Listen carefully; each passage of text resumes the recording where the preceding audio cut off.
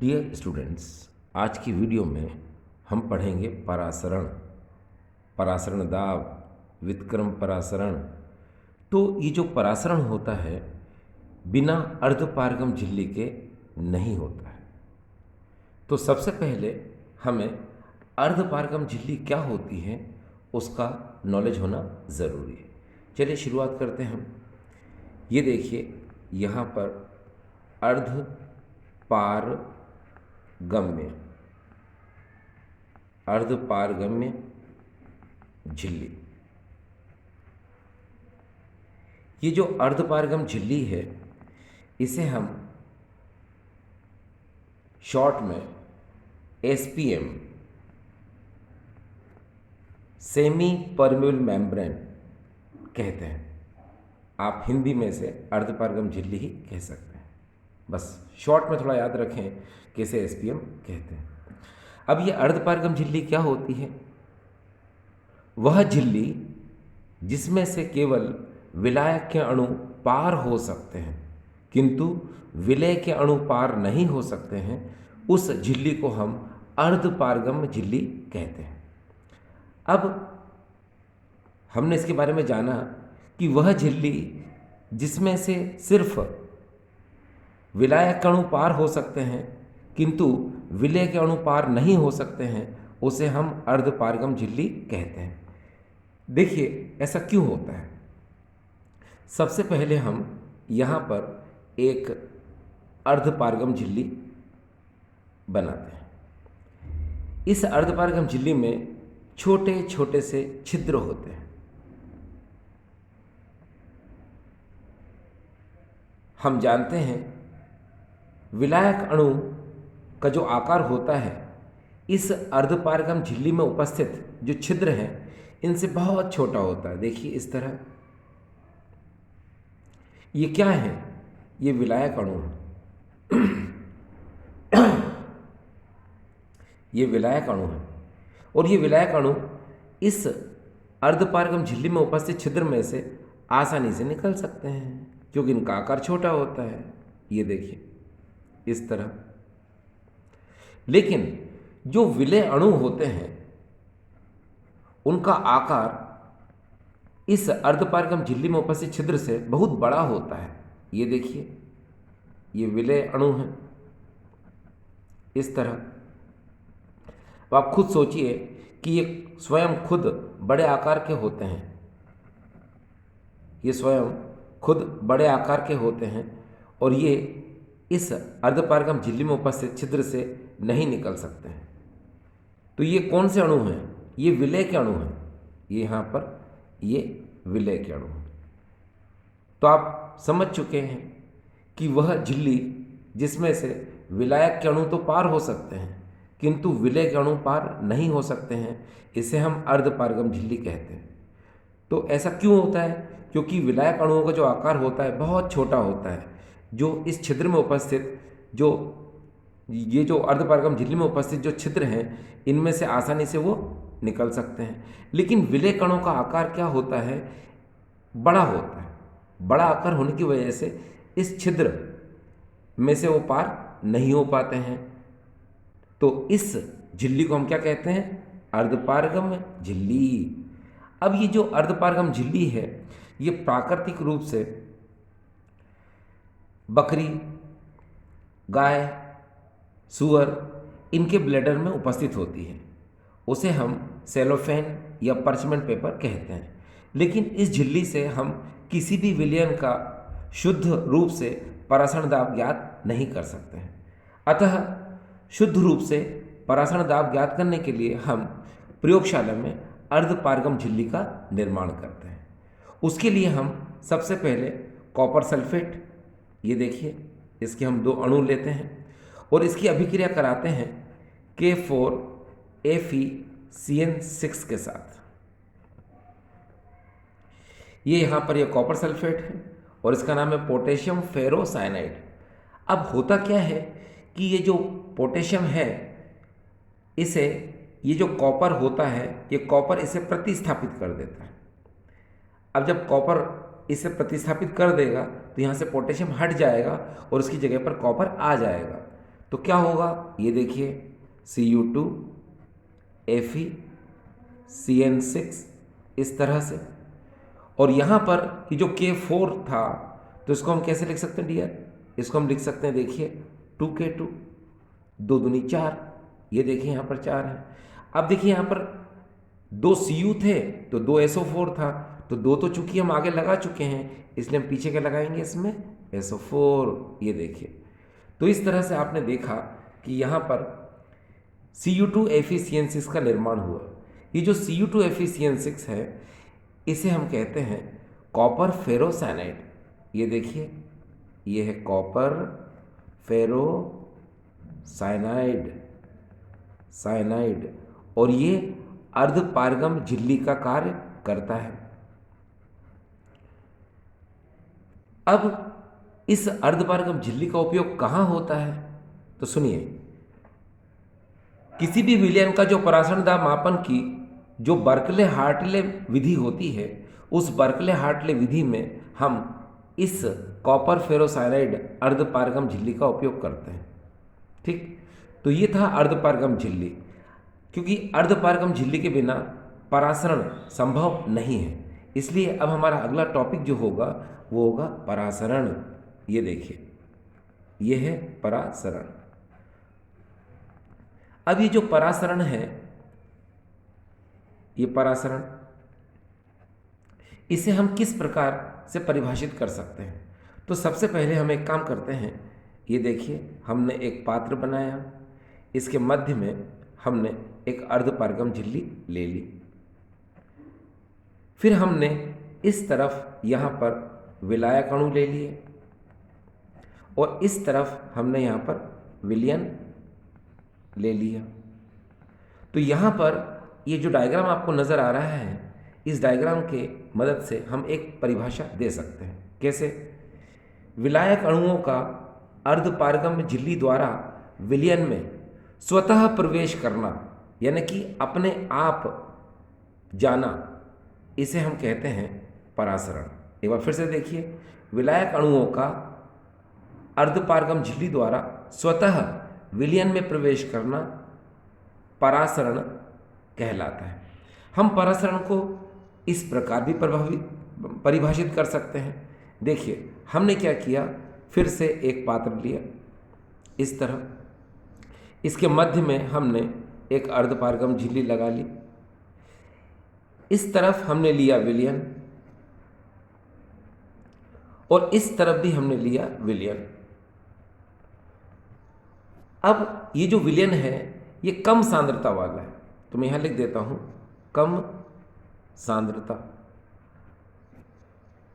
अब यहां जो विलयन है, ये अधिक सांद्रता वाला है, तो यहां लिख देता हूं मैं अधिक सांद्रता।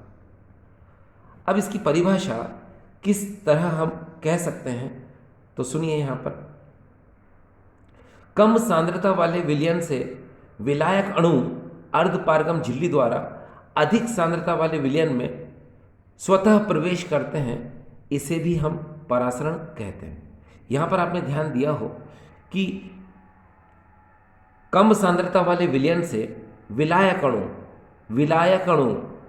अणु अर्धपारगम में झिल्ली द्वारा अधिक सांद्रता वाले विलयन में प्रवेश करते हैं, तो इसे भी हम परासरण कहते हैं। यानी आपने ध्यान दिया हो, सिर्फ कम सांद्रता वाले विलयन में उपस्थित जो विलायक अणु होते हैं, वो अर्धपारगम झिल्ली द्वारा अधिक सांद्रता वाले विलयन में प्रवेश करते हैं, तो इसे हम क्या कहते हैं, परासरण। तो परासरण की परिभाषा आपने दो प्रकार से देख ली। ये देखिए, ये परासरण था, इसकी परिभाषा को आपने दो प्रकार से देखा। एक बार फिर से रिपीट कर देता हूं मैं। विलायक अणुओं का अर्धपारगम झिल्ली द्वारा स्वतः विलयन में प्रवेश करना परासरण कहलाता है।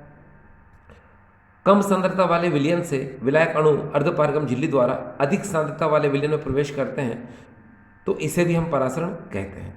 अब परासरण के उदाहरण क्या हो सकते हैं? आपने देखा होगा, बादाम, किशमिश, ये जल में फूलती हैं।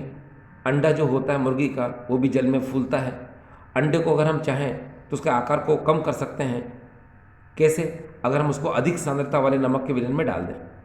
तो ये जो भी मैंने आपको उदाहरण बताए हैं, क्या ये सब परासरण के उदाहरण हैं। नंबर 1, किशमिश का जल में फूलना, बादाम का जल में फूलना, अंडे का जल में फूलना, अंडे का नमक के विलयन में सिकुड़ना, ठीक है, अंगूर का शक्कर की चाशनी में सिकुड़ना, ये सब परासरण के उदाहरण हैं। तो परासरण जो है ये कितने प्रकार का होता है? तो देखिए, परासरण हम 3 प्रकार से जानते हैं। पहला देखिए, पहला होता है अंतः परासरण। ये देखिए, पहला है अंतः परासरण। दूसरा होता है बाह्य, ये देखिए बाह्य परासरण। और तीसरा होता है व्युत्क्रम परासरण। ये देखिए व्युत्क्रम परासरण। तो सबसे पहले हम बात करेंगे यहाँ पर अंतः परासरण की। अंतः का मतलब होता है अंदर, बाह्य का मतलब होता है बाहर, और व्युत्क्रम का मतलब होता है उल्टा। ठीक है, अब देखिए यहाँ पर सबसे पहले हम बात करेंगे अंतः परासरण की। चलिए हम शुरुआत करते हैं यहाँ पर नंबर 1, अंतः परासरण। ये देखिए, ये अंतः परासरण। अब आप एक काम करिए, देखिए जैसे कि मैंने आपको बताया कि परासरण क्रिया होने के लिए अत्यंत आवश्यक है अर्धपारगम झिल्ली। तो देखिए, मान लो ये कोई पदार्थ है, ये देखिए, और उसकी ये क्या है, अर्धपारगम झिल्ली। ये देखिए मैंने लिख दिया यहाँ पर SPM। अब मान लो ये जो पदार्थ है, इसकी जो बाहरी सतह है ये अर्धपारगम झिल्ली का कार्य करती है। यदि इसके अंदर जल के अणु इसके भीतर प्रवेश करेंगे, ये देखिए भीतर यानी कि अंदर प्रवेश करेंगे, तो इसे कहा जाएगा अंतः परासरण। ठीक है, अब बात हम करेंगे बाह्य परासरण की। ये बाह्य परासरण, इसको भी समझ लेते हैं। ये देखिए, ये है बाह्य परासरण। ये बाह्य परासरण क्या होता है? देखिए फिर से वही बात, ये किसी पदार्थ की अर्धपारगम झिल्ली है। ठीक है, ये लिख दिया मैंने यहाँ पर SPM। आपको पता है जो भी पदार्थ होता है उसमें विलयन जरूर होगा, विलयन जरूर होगा तो उसकी कोई ना कोई सांद्रता जरूर होगी। ठीक है, तो हम क्या करते हैं, मान लो ये जो पदार्थ है इसे हम किसी अधिक सांद्रता वाले विलयन में डुबो देते हैं या रख देते हैं, तो क्या होता है कि इस पदार्थ में उपस्थित जो जल का अणु है अब वो बाहर की ओर निकलेगा। ये देखिए, ये बाहर की ओर क्या करेगा, ये निकलेगा। अगर ये बाहर की ओर निकलता है तो इसे हम कहते हैं बाह्य परासरण। अब यहाँ पर एक चीज़ आपने देखी होगी कि ये मान लो पदार्थ है, इसकी अर्धपारगम झिल्ली है, इसके भीतर अगर जल का अणु प्रवेश करेगा तो सबको पता है कि इसका आकार क्या हो जाएगा, बड़ा हो जाएगा। तो अंतः परासरण में जो पदार्थ होता है परासरण क्रिया द्वारा बड़ा हो जाता है, अर्थात वो फूल जाता है, और इसे हम अंतः परासरण के द्वारा समझ रहे हैं। अब हम बाह्य परासरण की बात करते हैं। तो बाह्य परासरण में क्या होता है कि इस पदार्थ में उपस्थित जो जल का अणु होता है वह अर्धपारगम झिल्ली की सहायता से बाहर की ओर निकलता है। जब बाहर की ओर निकलेगा तो क्या होगा, इस पदार्थ का आकार जो है वो छोटा हो जाएगा, यानी सिकुड़ जाएगा। ठीक है, तो ये था बाह्य परासरण। अब हम बात करेंगे व्युत्क्रम परासरण। तो व्युत्क्रम परासरण जो है वो आपको समझने के लिए पहले हमें परासरण दाब समझना पड़ेगा। देखिए डियर, ये परासरण दाब क्या होता है, तो पहले हम बात करेंगे परासरण दाब की। अब देखिए हम बात कर रहे हैं यहाँ पर परासरण दाब।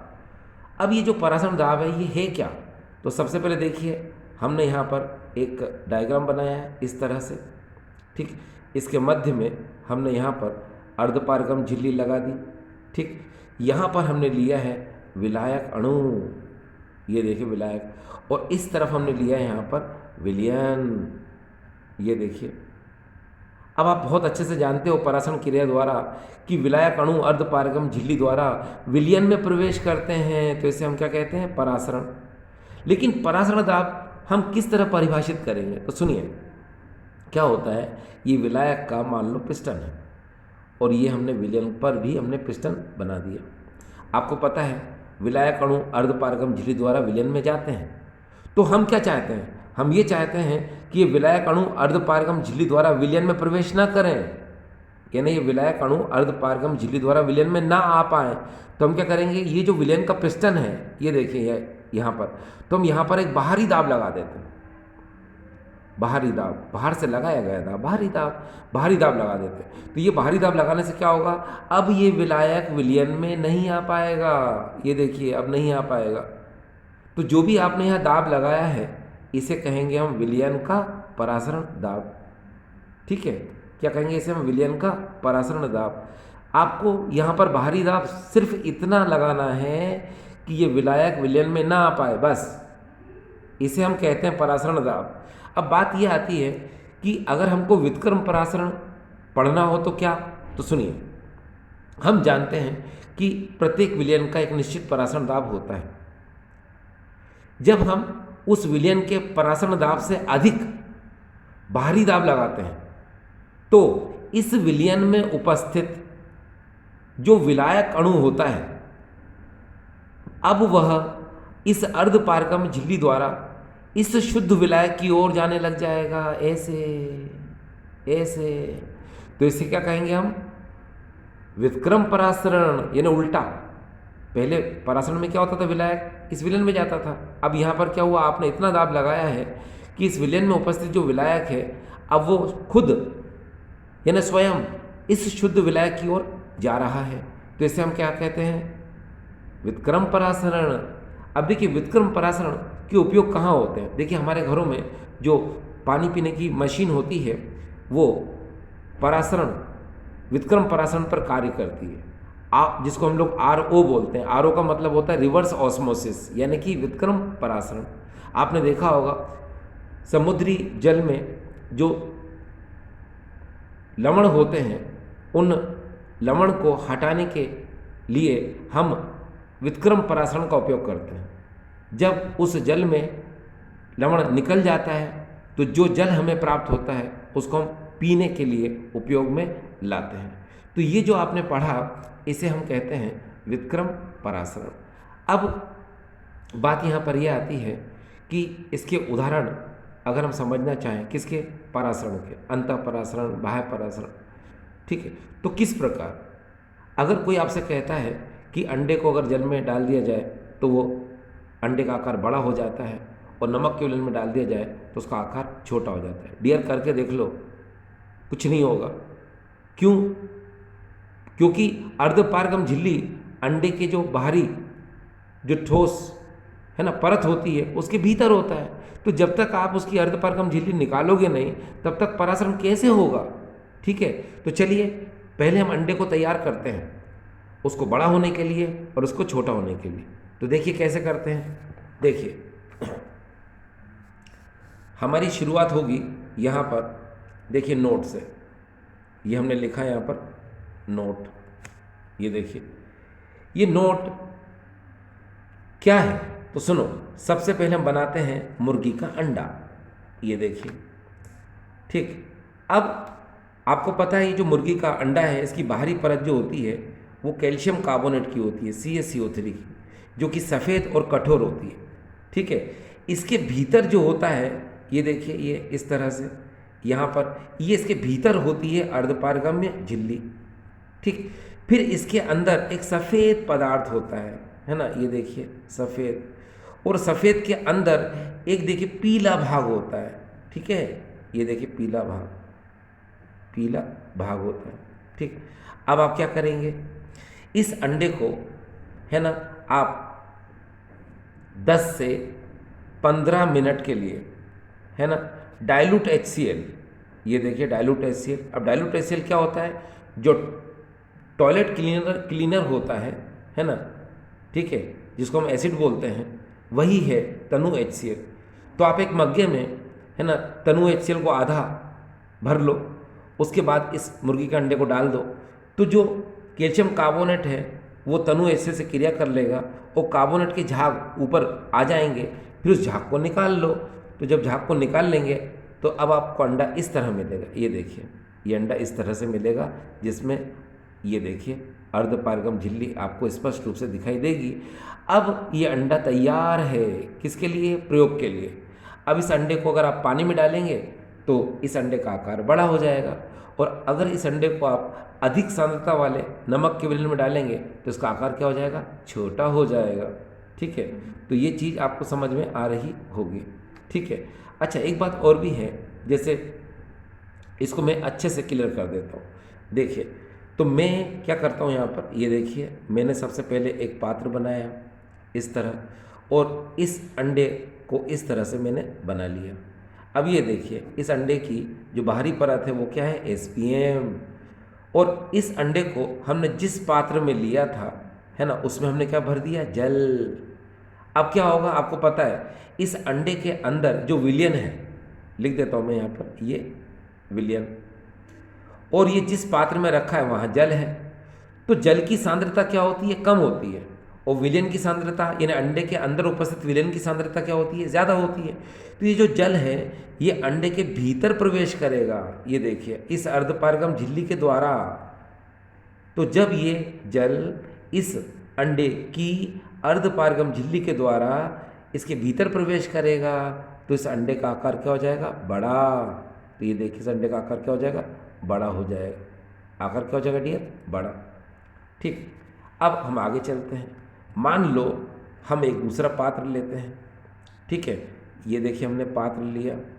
अब हमने क्या किया, यहाँ पर हमने नमक का विलयन, नमक का विलयन मतलब हमने पानी लिया, उसमें हमने जो खाने वाला नमक होता है NaCl, उसको अधिक मात्रा में डाल दिया, उसकी सांद्रता में हमने अधिक वृद्धि कर दी। अब हमने दूसरा अंडा लिया, है ना, जिसमें अर्धपारगम झिल्ली है। आपको पता है इस अंडे के भीतर कोई विलयन है, ठीक, जिसकी कोई ना कोई सांद्रता है। आपको इस बात का ध्यान रखना है कि जो पात्र आपने लिया है उसमें NaCl का विलयन है ना, उसकी सांद्रता अधिक रखना है आपको। तो इस पानी में आपको इतना नमक मिलाना है, इतना नमक मिलाना है कि यहाँ इसकी सांद्रता क्या हो जाए, अधिक हो जाए। अब अंडे के भीतर उपस्थित जो विलयन है उसकी सांद्रता कम है, ठीक है। तो क्या होगा, इस अर्धपारगम झिल्ली के द्वारा इस विलयन में उपस्थित जो विलायक अणु है, विलायक मतलब जो जल का अणु है, अब वो बाहर की ओर निकल कर आएगा। ये देखिए, अगर वो बाहर की ओर निकल कर आता है तो क्या होगा, इस अंडे का आकार अब छोटा हो जाएगा। ये देखिए यहाँ इसको बोलेंगे हम छोटा, ठीक। अब बात ये आती है कि यहाँ पर इस अंडे को जब हमने जल में डाला तो इसका आकार बड़ा हो गया। तो हम क्या बोलेंगे, किसके द्वारा हुआ ये, तो इसका आंसर आया अंतः परासरण द्वारा हुआ। और अगर मान लो यहाँ पर ये जो अंडा है इसको आपने नमक के विलयन में डाला, ठीक है, तो इस विलयन में उपस्थित जो जल का अणु है वो बाहर निकल कर आया, ठीक है, तो इसका आकार छोटा हो गया। तो इसे हम क्या कहेंगे, बाह्य परासरण। तो आप समझ गए कि अंतः परासरण द्वारा इसका आकार बड़ा हो रहा है और बाह्य परासरण द्वारा इसका आकार छोटा हो रहा है, ठीक। तो ये हमने जो सीखे थे ये परासरण के एग्जाम्पल थे। तो आपको समझ में आ रहा होगा, ठीक है, कि परासरण क्या होता है, ठीक, अर्धपारगम झिल्ली क्या होती है, परासरण दाब क्या होता है, परासरण कितने प्रकार के होते हैं, और उसके उदाहरण भी हमने इसमें समझ लिया है, ठीक।